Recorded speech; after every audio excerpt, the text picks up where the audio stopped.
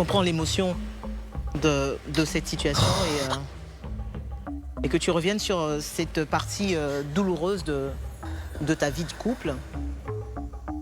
Emilia, tu penses qu'il pourrait aujourd'hui faire des choses pour regagner ta confiance? Trop loin. Je n'ai pas foncièrement. Avant de commencer, n'oubliez pas de vous abonner et d'activer la cloche de notification car cela va vous permettre de ne plus manquer à nos prochaines vidéos. C'est parti! Coco Emilia fait de grosses révélations et fond en larmes. Coucou, salut, bonjour, bonsoir, ça dépend de l'endroit où vous vous trouvez dans le monde. L'URES premier, votre sudoué du food business et de l'industrie musicale famille. La première des choses à faire, c'est déjà de commencer par liker cette vidéo au maximum. Abonnez-vous, bien sûr, à la chaîne et n'oubliez pas d'activer la cloche de notification. Là, dès qu'on met en ligne de nouveaux contenus, vous êtes rapidement informés. Ici, c'est les news, plusieurs informations dans une même vidéo. Plus besoin d'aller perdre son temps sur les réseaux sociaux pour savoir qu'est-ce qui s'est passé, Des fois, on vient en édition unique, comme le cas de ces news où on parlera uniquement de Coco Emilia qui est descendu en Côte d'Ivoire. Vous n'êtes pas sans savoir que lors de la période de la CAN, c'est-à-dire la Coupe d'Afrique des Nations qui s'est jouée au Cameroun, bien sûr, il y a eu des échauffourées entre Ivoiriens et Camerounais et Coco Emilia a fait une grosse sortie qui n'a pas du tout plu aux Ivoiriens. Pilé dans tous les sens, insulté dans tous les sens, Coco Emilia décide de venir bien sûr sur l'émission Live TV, invité bien sûr par cette chaîne et cette chaîne a été lapidée, lynchée. Le promoteur même du chaîne a été critiqué partout sur les réseaux sociaux comme quoi, pourquoi il va bien sûr recevoir Coco Emilia qui avait insulté les Ivoiriens. Coco Emilia est descendue en Côte d'Ivoire. Elle a fait de très grosses révélations dans l'émission, bien sûr de Life Weekend, émission animée par Pony Touré. Et on va partager avec vous les révélations bien sûr de Coco Emilia dans cette émission. Elle a fait de très grosses révélations jusqu'à aller bien sûr se fondre en larmes. Coco Emilia a pleuré, parlant bien sûr de sa relation avec Francis Wemba, le Congolais, mariage par-ci par-là. Vous avez vu un peu ce qui s'est passé sur les réseaux sociaux et elle est bien sûr en procédure de divorce, bon, en instance et tout, des procès par-ci par-là. On va vous faire découvrir les révélations de Coco Emilia. Suivez ces révélations. Ce qui est sûr, bon, nous on ne reviendra plus après ces révélations et on vous prie de suivre ces révélations du début jusqu'à la fin et on se dit à tout à l'heure pour de nouvelles informations. Ton confessionnal, es-tu prête à répondre à nos questions sans détour? Je suis née prête. Alors, nous allons aborder ce confessionnal sous plusieurs chapitres. Démarrons par celui des lifeuses, la télé-réalité dans laquelle tu as tourné avec notamment Emma Loès et Nathalie Koa, deux autres influenceuses avec lesquelles tu as eu plusieurs clashs à l'époque. Aujourd'hui, vous vous êtes réconciliés à la faveur de cette émission. Qu'est-ce qui vous divisait avant? Je pense que la première raison, c'était la bouche des gens. Les incompréhensions, je pense que c'est les principales raisons. La rivalité, je ne pense pas, parce que quand on s'est réconciliés, on s'est rendu compte que c'était ces ressemblances-là qui nous rendaient plus fortes. Et qu'est-ce qui vous a rapproché alors? Ben, c'est le fait qu'on sache qu'on partage les mêmes valeurs, on a les mêmes combats, on vit les mêmes choses tous les jours. Et puis on a la même niaque et on sait ce qu'on veut dans la vie. Voilà. Est-ce que tu peux revenir sur cette séquence que nous n'avons malheureusement pas vue à la télévision, cette séquence d'émotions dont on a entendu parler dans les coulisses, de larmes et tout ça? Alors ça s'est passé dans un restaurant, on est allé dîner. C'était un dîner de revoir, mais qui s'est terminé en gros clash. Et il y a des mots qui survolaient de partout, vu que moi j'étais à peu près seule dans ma bulle. Je ne discutais avec personne à part Sui Fatem. Donc il y avait des mots entre Emma et Nathalie qui se balançaient. Et puis à un moment j'en ai eu marre et j'ai décidé de me lever. Et quand je me suis levée, Emma m'a dit vas-y casse-toi, ou je sais plus trop, quelque chose comme ça. Et là je lui ai dit mais en fait vas-y dégage. Voilà. Je dis je ne dégage pas.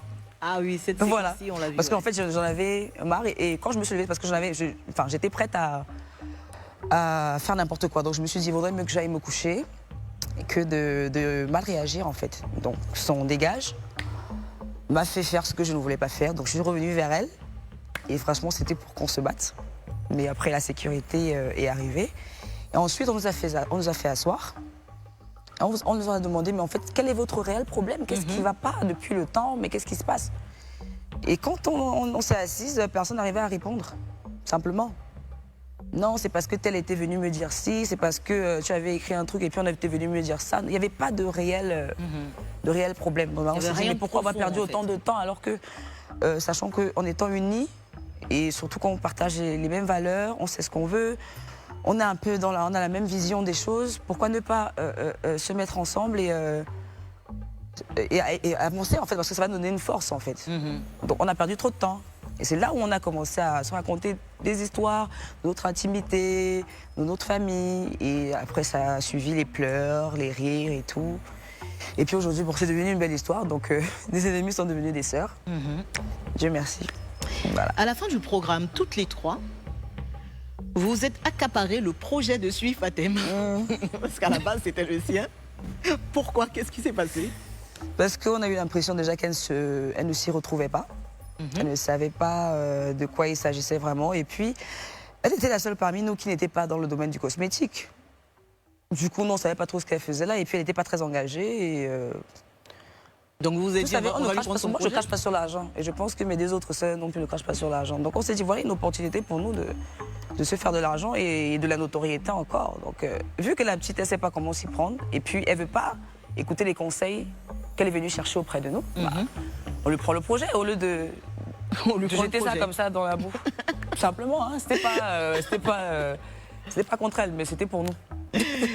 À présent, Coco Emilia, le chapitre Francis Mvemba, tu pensais bien qu'on allait en parler, avec qui tu as formé l'un des couples les plus glamour d'Afrique. Où est-ce que vous en êtes aujourd'hui dans votre relation? Nous sommes en instance de divorce. Pourquoi, on va remonter un peu cette histoire, pourquoi tu as accepté de te marier avec Francis? Parce que, j'étais folle amoureuse. Était toute femme. Oui, parce qu'aujourd'hui, c'est plus le cas. J'étais folle amoureuse et je pensais avoir trouvé mon prince charmant, l'homme que j'ai toujours recherché. Et puis bon, en même temps, je suis tombée enceinte. Voilà. Donc, moi, je suis dans ma bulle. Je suis dans mon rêve. Et puis voilà, simplement. On a vu que tu l'avais... Je pensais pas trouver ce que toutes les femmes recherchent. On a vu que tu l'avais défendu contre vents et marées, hein, quand certains internautes tentaient de te dissuader de l'épouser. Mais est-ce qu'il t'est arrivé à un moment donné, face à toi-même, d'avoir des doutes concernant Francis avant votre mariage? Loin des regards des gens. Oui, loin des regards des gens, ça m'est arrivé, mais je me dis, le linge sale se lave en famille. Et puis quand tu as un enfant qui n'est pas sage ou qui fait des bêtises, tu vas pas bien le jeter à la verdict populaire, en fait. Tu le défends et puis tu règles ce que tu as réglé en back-office, tu vois, simplement. Aujourd'hui, il est donc question de divorce. Est-ce que... où est-ce que vous en êtes? Je veux dire, à quel stade? Là, on a la première audience en juin. Où ça? À Paris. À Paris, d'accord. Bien qu'il ne... Il veut pas. Il ne veut pas. Parce que lui, il ne veut pas du tout. Oui, il veut pas, mais c'est mieux pour nous deux et pour la petite. Tu as affirmé sur tes pages des réseaux sociaux que c'était toi qui avais demandé le divorce. Oui. Pourquoi? Parce qu'on était en incompatibilité, simplement, on ne se comprenait plus. Et puis, ça ne... Enfin, je me suis rendu compte que c'était pas ce que je recherchais. Je me suis juste trompée, en fait. Mais le mariage, c'est pour le meilleur et pour le pire. Je sais, mais en fait, chacun sait ce qu'il peut supporter ou pas. Simplement. Francis s'exprime très peu publiquement sur ce sujet. À ton avis, pourquoi? Aucune idée. Une idée. Est-ce que la situation t'a fait souffrir? Beaucoup, extrêmement. Parce que je me suis mis beaucoup de personnes à dos. En fait, la première chose, c'est parce que j'y ai cru. Donc quand j'y crois, je me mets tout. Je mets mon âme, je mets mon sang, je mets tout, tout mon être en fait. Donc ça a été la première déception. Et puis j'ai bagarré contre ma famille, contre tout le monde, contre mon public. Parce qu'aujourd'hui, je suis un personnage public. Je me suis battue tous les jours, je pense que vous avez vu ça. Vous pouvez en témoigner. Et à un moment, se rendre compte que je me suis trompée sur toute la ligne, c'est blessant parce que je me suis dit, j'ai tout donné en fait. Mais bon, après, je me dis, c'est arrivé pour une raison. Et je le saurai peut-être plus tard pourquoi c'est arrivé, mais... Est-ce que tu en souffres encore aujourd'hui? Bien sûr. parce que c'est quelqu'un que j'ai aimé et je ne peux pas cracher sur cet amour-là parce qu'en même temps, on a un enfant aujourd'hui qui a 8 mois, Sophie. Donc chaque fois que je vais voir cet enfant, je vais toujours penser à elle. Donc je ne peux pas cracher sur ça. Et je ne peux pas dire que l'amour s'est terminé en quelques mois. C'est clair qu'il y aura peut-être pas de la haine, mais peut-être le fait que je sois fâchée, mais il y aura toujours un peu de sentiment parce que c'est quelqu'un en qui j'ai tout mis, en qui j'ai cru. Donc voilà. Voilà pourquoi j'ai mal. Sinon aussi je l'aimais pas, c'est que je n'avais pas vraiment mal en fait. Qu'est-ce que tu regrettes le plus dans toute cette histoire? Dans notre histoire, je ne regrette... Enfin, au début, je regrettais, je me suis dit j'ai perdu du temps avec lui, mais dans ma tête, je me dis toujours Dieu ne fait rien pour rien. Ce qui s'est passé, ça doit être un épisode de ma vie que je devais vivre et dont je devais en tirer des conclusions. Donc, qu'est-ce que Francis pourrait faire aujourd'hui?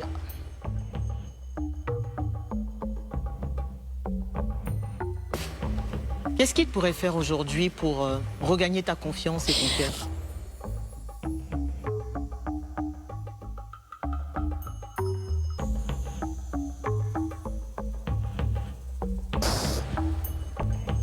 Je comprends l'émotion de cette situation et que tu reviennes sur cette partie douloureuse de ta vie de couple.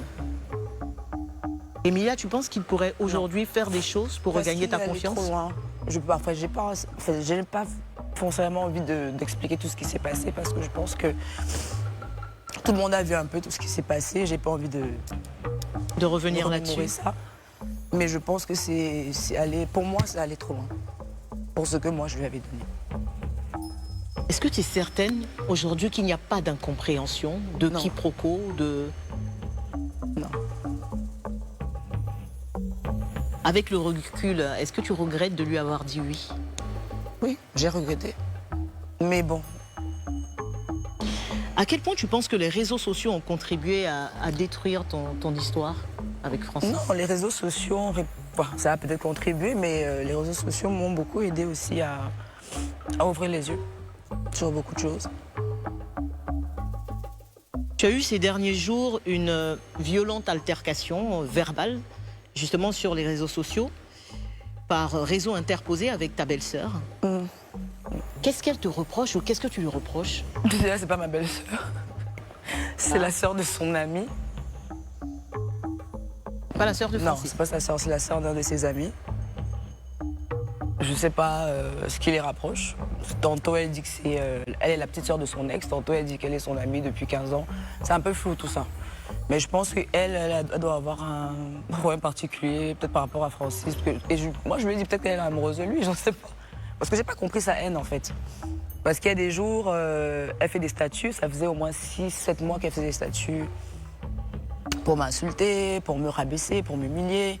Et j'en parlais à Francis, justement. Je lui disais, mais qu'elle arrête, en fait. C'est ta sœur, entre parenthèses. Mais moi, depuis qu'on est séparés, je n'ai jamais permis à mes proches de te manquer de respect. La toile, ok, d'accord, mais mes proches ne t'ont jamais manqué de respect. Ça, c'est un truc que je leur ai interdit. Moi, j'ai le droit de te dire ce que j'ai envie de te dire, mais je ne permets pas à mes proches de le faire. Donc, je vois pourquoi tu n'empêches pas tes proches de le faire. Il me dit, mais je ne contrôle pas. Je dis, parce que tu veux juste pas contrôler. Donc, aujourd'hui, pourquoi elle m'en veut? Il y a quelqu'un qui peut répondre, mais la relation, elle est un peu, je la trouve un peu bizarre. Je comprends pas. Après, bon, c'était une parenthèse, et puis ça restera un non-événement dans ma vie, quoi. Alors, à quel point tu accordes du crédit à ce qui se raconte sur Internet te concernant? Alors, pas du tout, ce serait mentir. C'est vrai qu'il y a des choses qui me choquent, mais avec le temps, en fait, ces personnes-là m'ont appris à m'endurcir. Du coup, c'est qu'il y a des matins, je me lève, et puis on parle pas de moi, ça me fait peur. Je me dis, on m'a oublié. Parce que j'ai compris que tout ce que je fais suscite de l'attention, suscite de l'engouement. Il suffit que, comme je disais tout à l'heure, il suffit que je lève la main, ça va créer quelque chose. Donc, il y a des fois, les gens vont très loin. Et quand on se retrouve seul, ça fait mal. Mais après, je me dis, bon, je suis née seule, je suis venue sur Terre pour vivre ma vie. Vraiment, si je commence à déprimer ou me cacher parce que certaines personnes ne voient pas ça d'un bon œil. Qu'est-ce que je suis venue faire sur Terre en fait? Parce que j'aurais pas vécu ma vie, j'aurais vécu la vie des autres, ou bien vécu ce qu'ils voulaient être. Donc, c'est une parenthèse. Bah, de tout ce qui s'est raconté au sujet de ton mariage, qu'est-ce qui t'a le plus blessé, Coco? Ce qui m'a blessée le plus dans mon mariage, bah, c'est la fin en fait, mais pas dans mon mariage, c'est plutôt vers la fin où on me disait il t'a abandonné, comme tout le monde, avec ton enfant. Et c'est là où j'étais obligée de sortir, je leur ai dit mais non en fait, il m'a pas abandonné. C'est moi qui ai décidé de partir. Et si c'était à refaire, qu'est-ce que tu ne partagerais pas de toi sur les réseaux sociaux? Ah non, mais moi, je n'ai pas de... Pas que j'ai pas de limite, mais je ne... pas comme si je partage tout, je partage ce que je sens sur le moment. Simplement, donc... Après, quand on décide d'être dans le domaine public, c'est... Après, ça dépend de la façon dont on y est arrivé. Si j'étais peut-être chanteuse, j'aurais juste partagé mes musiques, mes vidéos, mes concerts, mais aujourd'hui je suis devenue célèbre, pas parce que je passe à la télé, pas parce que je suis actrice ou chanteuse. Ça m'est tombé sur la tête parce que j'étais au bon endroit au bon moment et puis mon aura me l'a permis. Du coup, je crois que c'est mon lifestyle en fait qui plaît aux gens. Du coup, quand tu me dis qu'est-ce que je peux pas ne pas partager, mais non, je partage ce que je sens, que ce soit dans ma vie privée, que ce soit dans ma vie publique, que ce soit dans ma vie professionnelle. Voilà, simplement. Biscuit de mer, as-tu été totalement sincère dans ce confessionnal? Bien sûr, je ne sais pas. Franchement, comme je t'ai dit tout à l'heure, être fausse là, c'est beaucoup de travail pour moi. C'est trop de travail. Merci beaucoup. De rien. Allez, on se